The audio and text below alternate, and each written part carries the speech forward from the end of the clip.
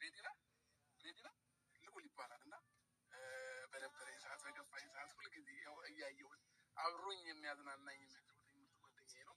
ጓደኛዬ እወዳለሁ፣ ሻባት እወዳለሁ፣ እኔም እወዳለሁ ናልከኝ የኔ አባት ውድድ አረግ አብርሃም እንግዲህ ጭንቅላቱ ደንዝዞ ነበረ። በመጨረሻ ማሰብ ጀምሯል ማለት ነው።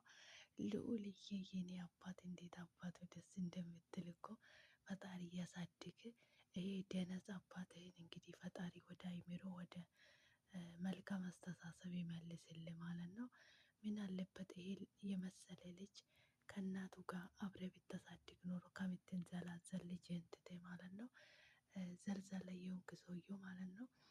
ይሄን የመሰለ ልጅ ልዑልን ትቴ ሌላ ሴትን አፈቅራለሁ ከምትል ምንድን ነው የሚባለው? ጎሽ ለልጇ ስትል ተወጋች እንደሚባለው ምንም ብከፋም ቢደላህም ልጅን በሰላም ከእናቱ ጋር ብታሳድግ መልካም ነበረ ከምትንዘላዘል ማለት ነው።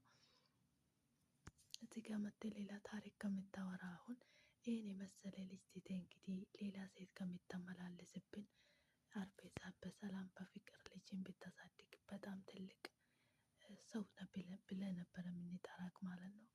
አሁን ግን አንተ ከምንም አትቆጠርም ነው። አንተ ዘልዛላ የሆንክ ሰውዬ ሩታ እድሜ ለሩታ ይሄ ልጅ ዛሬ እንደዚህ ለማየት ያበቃችክ ሩታ ናት ማለት ነው። አንተ ዘልዛላ ሰውዬ ሩታዬ ልጅሽን ፈጣሪ ያሳድግልሽ የኔ አባት፣ ፈጣሪ ያሳድግልሽ የኔ እናት። በአንቺ ጥረት፣ በአንቺ ጠንካርነት፣ በአንቺ ጉብዝና ነው የዚህ ልጅ ዛሬ ሊያ የቻለው ማለት ነው። አንቺ እርጉዝ ሆነሽ ስትጨነቅ እሱ በየሆቴል ቤት ነበረ ሴት ይዞ ሲዞር የነበረ። ዛሬ እዚህ አፉን ይከፍታል። ክፍታፍ አብርሃም፣ አንተ ክፍታፍ ነው ብለን ለመናገር ማለት ነው። ክፍታፍ ነው እውነት።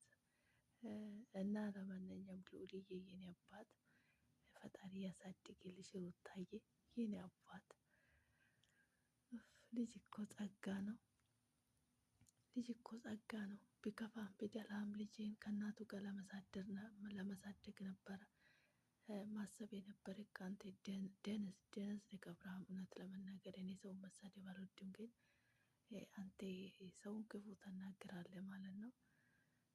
ልዑልዬ የኔ አባት ፈጣሪ ያሳድግ የኔ ልዑል። እንዴት ደስ እንደምትል የኔ አባት የኔ ፍቅር እግዚአብሔር ያሳድግልሽ ሩታ ልጅሽን በሰላም በጤና።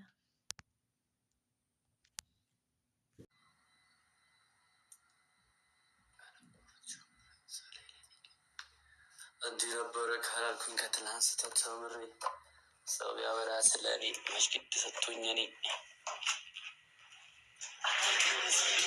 ስራ ነው ምስክሬ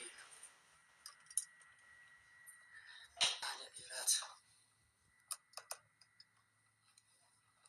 አብሽና ልታስተካክል። እሺ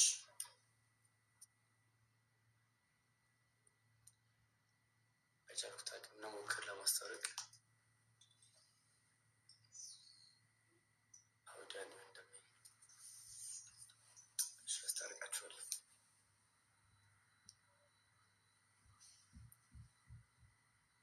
አላቋርጥ ጀምሬ ሳለ ላይፌን ቀይሬ እንዲህ ነበረ ካላልኩኝ ከትላንት ስህተት ተምሬ ምስክሬ። ዲ ሰላም ነው ሀኒዬ ነሽ? እኔ እኮ ጋይስ ላስታርቃቸው ችግር የለውም። ማስታረቁ እኮ ኖርማል ነው። ግን ሁለቱን ደግሞ ሳስታርቃቸው ማለት ነው፣ ሁለቱን ደግሞ ሳስታርቃቸው ሌሎቹ እንትን ይላሉ።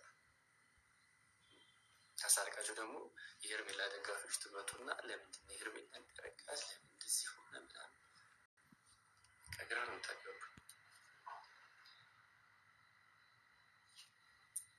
የትኛው ጋር መሆን እንዳለብን ግራ ነው የሚገባኝ። እናመሰግናለን። እኔም አመሰግናለሁ።